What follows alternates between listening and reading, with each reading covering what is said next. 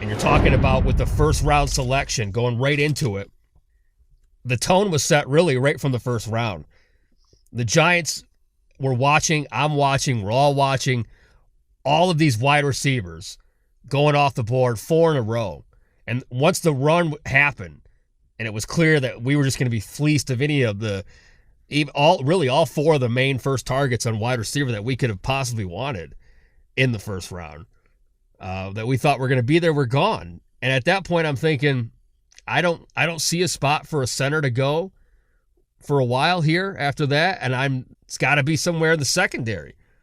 And if we were going to go cornerback, I honestly thought we were going to go Joey Porter Jr. only because I had Banks going, I think, top 15. He was projected to go as high as 10 to 15 on a lot of mocks. So Giants do trade up one spot and jump up to the 24th pick with Jacksonville, and they get Deonte Banks out of Maryland. And a man coverage nightmare for receivers and offensive coordinators to try and battle this kid. He's a man-to-man freak. He creates his own island. He is just, when you watch the tape on him, and this is why I call him a lockdown, shutdown corner. You look at the tape, this guy's going up against what was some of the best receivers in the country. The Ohio State wide receivers, Michigan having some good talent in Ronnie Bell, and he shut these kids down, and he's blanketing these people all over them. I mean, just there's no room for separation. This kid's he's got that ability to stay with anybody in the game, and you put him in this type of defense under Wink Martindale, and I noticed Wink's reaction. He went absolutely berserk. He lost his fucking mind because now he has a guy really on the outside that can play the type of coverage that he likes to play. Pair him up with Adoree Jackson. Man, I am so excited to see him in this defense. You look at all the write-up on him. He's also a smart kid, adapts really well. I think he's going to, hopefully he can get the curve really quickly. But a lot of quarterbacks, it takes a minute for them to transition into the NFL. But if you can get what you've drafted, a guy like Deonte Banks, as high as you got him, if you can get out of him to be worthy of that draft pick, especially in this defense, my God, what a steal for the Giants, getting another value pick, starting off what would be a run of overvalued picks for where they were at in the draft. 25th pick in the first round on a draft that we've gone over wasn't crazy in talent to begin with as far as like all-pro talent. And you're picking at the bottom. A lot of things didn't unfold like a lot of people thought. And somehow Deonte Banks falls to the Giants at 24, having to move up. But although you give up those 2 picks, the 160th and the 240th pick, you got yourself, in my opinion, and a lot of people's opinions, a guy that can really be what's been lacking in that defense. So, love the first round pick. Receivers were off the board. Smart move. Wise decision here. Another A+ for Joe Schoen. And then as I'm watching the second round unfold, I'm thinking to myself, it would be amazing if somehow the Giants could get their, all-pro caliber center somehow could fall in the second round. That's why, like, in my mock, I had us taking Tippmann in the second round because I thought there was no way Schmitz is going to be there in the second round. But here we are again with the second pick for the New York Football Giants in the 2023 NFL Draft. Unbelievably, Joe Schoen selects our hog and future all-pro center and middle anchor of that offense, John Michael Schmitz, center out of Minnesota. And you talk about an anchor, talk about a wall. This guy's 6'4", 320 pounds, just a nightmare for the defense.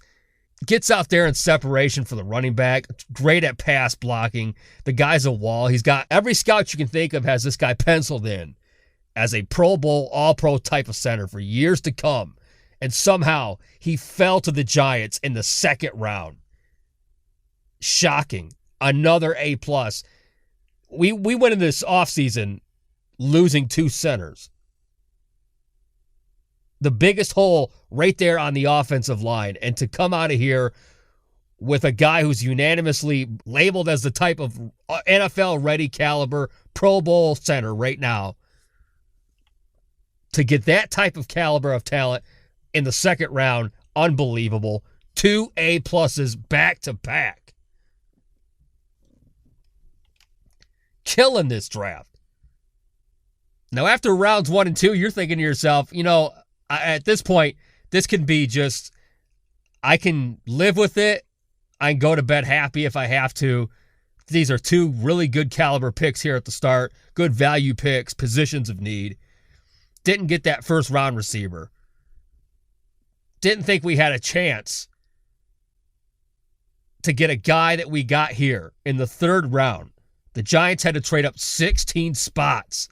But that's how much they believed. That's what they were shocked, because we were all shocked to see Jalin Hyatt of Tennessee on the board, boom, with their third pick in the 2023 NFL Draft.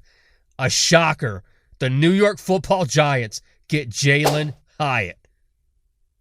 A speedster, the exact type of wide receiver that the Giants have been looking for.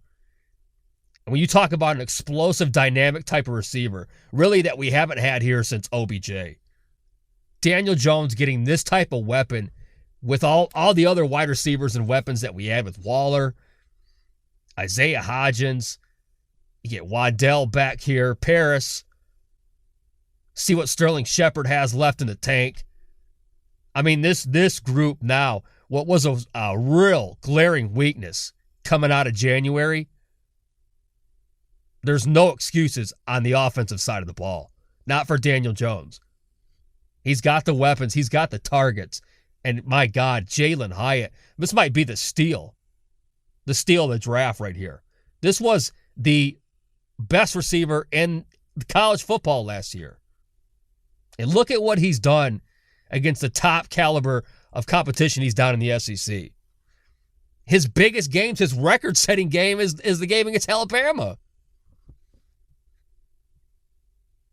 2022, his explosive year, his coming out party. And he came out in a way that really had him almost unanimously as the best receiver from last year. The knock on him, 6'1", he looks a lot bigger than 6'1", much like how OBJ looks a lot bigger to me than what he really is. Played at 175, but has already gained 15 pounds of muscle in the offseason as he prepares to transition his body to the National Football League. And he plans on playing around that 195, 205 mark, maybe even higher. I don't know. He's 6'1". He said that he doesn't really see any chance that any of the weight gain, the muscle gain will affect his speed, and he is a burner. Look at the highlight tape. I put out a highlight reel, a hype video of this kid. He just explodes off the camera on tape. We have not had a guy like this in a long time. And for Joe Schoen to pull off yet again, another guy who was a first-round projection, falling not to the second round, somehow fell out of the damn second round to the Giants in the third. Wow. Deonte Banks, John Michael Schmitz, and Jalin Hyatt. The triple threat, the first 3 picks of the New York Football Giants in the 2023 NFL Draft. Nobody had a better first 3 picks than the Giants. Philly had an amazing first round, fell off after that. Unbelievable. I mean, that's why we had the best valued picks. That's an unbelievable start to the NFL Draft. We didn't stop there. Every position in need was dealt with here. And so the Giants didn't have a 4th round pick, and they moved to the 5th round. And this is where it was a little bit of surprise for me. I did not have a running back on my mock, but it was a position of need, and it was addressed here as the Giants felt highly enough of Eric Gray, running back out of Oklahoma, to take him to back up Saquon and compete with Breida for that second spot behind Saquon. But here's a guy that's a very shifty, reliable running back Not an explosive back, but has that ability to, find his way to get open and just be gone. And, look, I like him in this offense. I like his style up against Saquon. And, he's the type of back that can come in here right away and compete for that number 2. Giants feel obviously highly enough of him to take him now and invest in him right away. So another pick addressing a need. More offensive weapons for Daniel Jones in the offensive side of the ball. Now moving along to the 6th round, this was a pick that be honest with you, I had never heard of this kid. I don't watch Old Dominion. But I like the tape so far. Here's the Giants taking the 6th round, Trey Hawkins, the 3rd, cornerback of Old Dominion. Now, everywhere you look at this pick, you'll see anywhere between a B+ to a C-. The main thing about Hawkins is that he might be able to be coached into a good player, but he does have good size, 6'1", 197 pounds, decent speed. He's he can kind of do a little bit of everything, and could be, a guy that really jumps off the screen in Wink's system.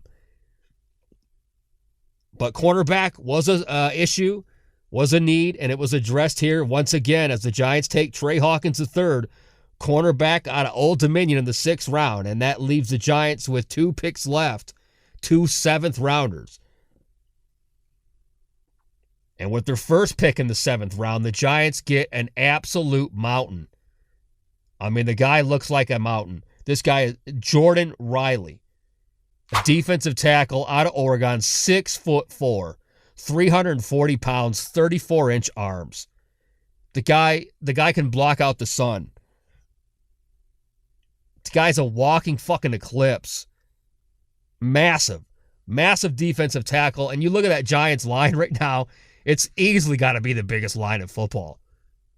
When you look at that on paper, like every guy's over 300 some pounds, you have no choice but to pass the damn ball. Giants got ate up in the running game on defense last year, and they have addressed it and attacked it in the offseason, and they continue to do it here with Jordan Riley, defensive tackle out of Oregon, mountain of a man. Leaves the Giants with 1 pick left.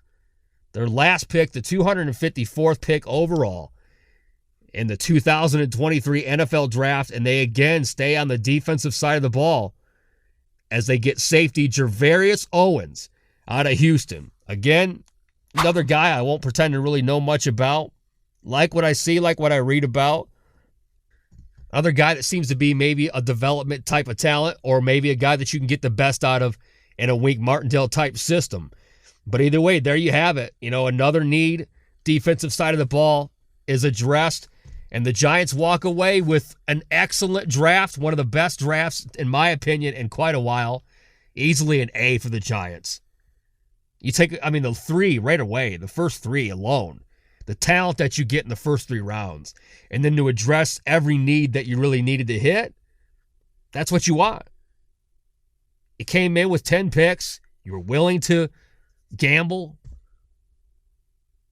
on talent, and you hope that it pays off. I don't mind that. I don't mind trading away what ifs. You addressed it all. Recapping, there it is, your 2023 draft class. Deonte Banks, cornerback out of Maryland. John Michael Schmitz, center out of Minnesota. Jalen Hyatt, wide receiver out of Tennessee. Eric Gray, running back out of Oklahoma. Trey Hawkins III, cornerback, Old Dominion. Jordan Riley, the human mountain, defensive tackle, Oregon. And safety, Gervarius Owens out of Houston. So, Giants just got 7 players deeper in the depth chart. Wait and see what happens once we get to camp. And I'm so excited out of seeing these guys here, especially these first 3.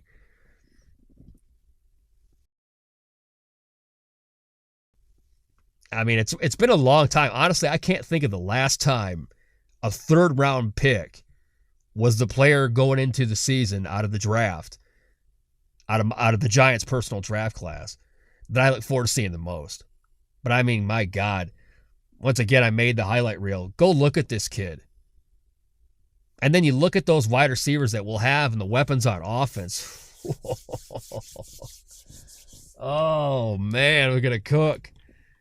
No excuses for dimes. there will be absolutely no excuses for Daniel Jones out of myself in 2023. We got a very good offensive line. We got weapons around him. This has to be the year of dimes. Diming out.